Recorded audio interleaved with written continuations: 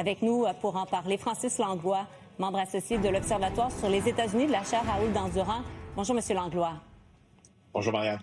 Les MAGA parlent de transterrorisme parce que la personne qui a perpétré cette attaque, donc Robin Westman, est née homme avant de changer de nom il y a quelques années de ça, s'identifiant donc comme une femme. Est-ce qu'il faut s'attendre à ce que cet angle-là prenne le dessus sur tous les autres débats, par exemple débat sur les armes à feu, etc.? C'est pas très surprenant parce que le débat sur les armes à feu est extraordinairement politisé aux États-Unis depuis une vingtaine d'années, puis même on pourrait remonter à plus loin que ça.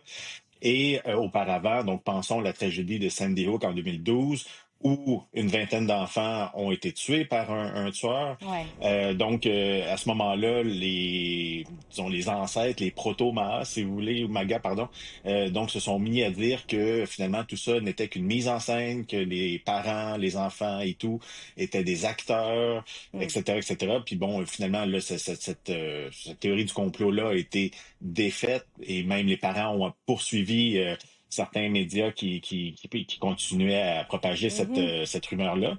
Ceci étant dit, ça nous montre à quel point on tente par tous les moyens de politiser la question des armes à feu et évidemment de détourner l'attention vers d'autres explications pour des tragédies comme celle-là, que ce soit vers donc justement un complot du gouvernement pour contrôler les armes à feu, ou encore on dit c'est la faute des films, c'est la faute des jeux vidéo, c'est la faute de ci ou c'est la faute de ça.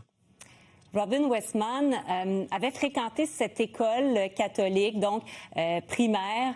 Sa mère également y avait travaillé, je crois, jusqu'à sa retraite. Dans la plupart des tueries, là, dans des écoles aux États-Unis, malheureusement, trop fréquentes, est-ce que je me trompe ou souvent ce sont en effet des individus qui connaissent les lieux, qui ont une histoire qui est associée à ces lieux-là? Oui, en fait, ce qu'on voit particulièrement en ce qui a trait, il faut le dire, hein, là où il y a le plus de tueries, c'est dans les milieux de travail, mais oui, évidemment, dans les écoles aussi, c'est un autre de ces milieux qui est particulièrement visé par les tueurs de masse. Et ce que l'on voit, c'est lorsque un individu, parfois quelques-uns, mais de façon générale, c'est un individu qui se sent pas reconnu ou rejeté par le milieu dans lequel il vit. Et bon, il semblerait que ces individus-là, ce sentiment-là soit renforcé par, comment je peux dire, une homogénéité du milieu scolaire ou du milieu de travail, etc. Donc là, à ce moment-là, cet individu-là peut vivre une crise éventuellement. Et lorsque cette crise-là est vécue, on cherche une source à nos malheurs, à notre peine, à notre douleur, etc. Et lorsque la source de la peine est identifiée, donc dans le cas présent, une école, on va aller montrer notre rejet du système duquel on est issu en posant un geste d'éclat. Puis, étant donné qu'aux États-Unis, il y a beaucoup d'armes à feu et qu'elles sont faciles à obtenir, ce moyen-là est facilement accessible. Et donc, la vengeance totale, le rejet complet de ce système-là, donc est fait à travers une tuerie de masse. Et donc, ce qui est terrible dans ce cas-là, c'est que depuis Columbine, donc en 1999, il y a littéralement une espèce de plan qu'on peut suivre. Les tueurs de Columbine ont laissé plein de traces, toute la façon dont ils se sont organisés. Et ce qu'on voit, c'est que, comme c'est le cas dans la tuerie d'hier, les tueurs ou les tueuses de masse, dans le cas présent, donc regardent ce qui a été fait auparavant, s'inspirent d'événements similaires et puis passent à l'acte en ayant un plan assez détaillé. Hein. Contrairement à ce qu'on pense, ces événements-là, de façon générale, sont assez réfléchis. On regarde les plans de l'endroit, on les connaît, on sait comment on va y aller, on va barricader les portes, etc., etc. Quelle est la culture des armes à feu dans cet État du Nord, le Minnesota, où ça se déroule?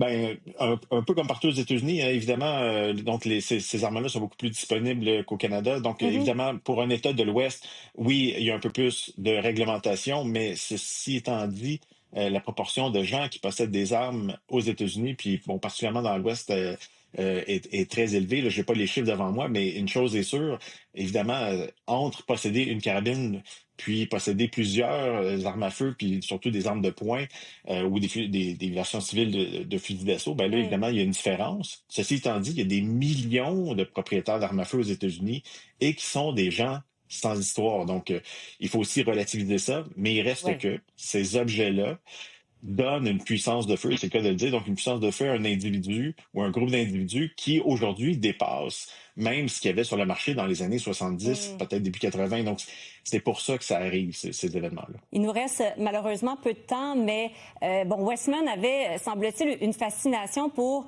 les tueries de masse. Est-ce que on peut prévenir une attaque comme celle-là? Est-ce qu'on arrive d'ailleurs à en prévenir, à en stopper un certain nombre par année?